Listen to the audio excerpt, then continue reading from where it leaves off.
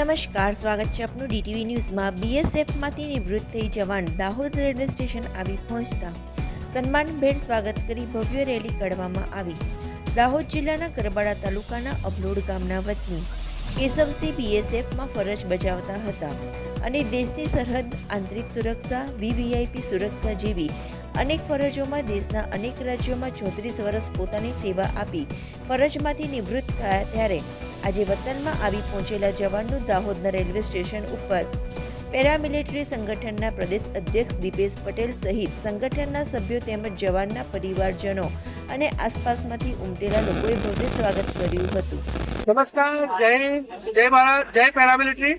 આજે દાહોદ જિલ્લા માટે ખાસ આનંદ ઉત્સાહનો દિવસ છે કે ભાઈ શ્રી અમારા border security force first line of ડિફેન્સના જવાન 34 વર્ષ બોમ્બની દેશના વિવિધ ક્ષેત્રોમાં પાકિસ્તાનની બોર્ડર, બાંગ્લાદેશની બોર્ડર, લાઇન ઓફ કંટ્રોલ તમામ જગ્યાએ ચાહે ચૂંટણી હોય, પ્રાકૃતિક આપદા હોય, તમામ જગ્યાએ એમને યોગદાન આપી આજે વતન પાછા ફર્યા છે।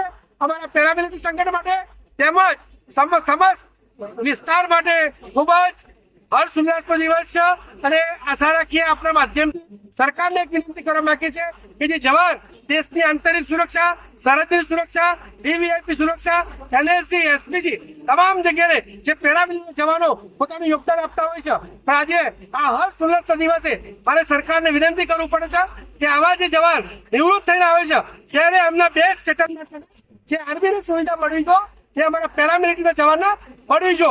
ક્યાંય પણ કોઈ પણ જગ્યાએ અમારા જવાન આર્મી કરતા ઓછી ડ્યુટી નથી કરતા। જો આર્મીનો એક જ દેશ છે, રાષ્ટ્ર એક છે, તો બંનેને સન્માન, એક સુવિધા હોવી જોઈએ એવી મારી નમ્ર વિનંતી આપના માધ્યમથી પ્રધાનમંત્રીશ્રીને પણ વિનંતી કરું છું જેટલું બને એટલું જલ્દી આ વિષય ઉપર જલ્દી ગંભીરતાથી નિર્ણય લેવામાં આવે। જય ભારત।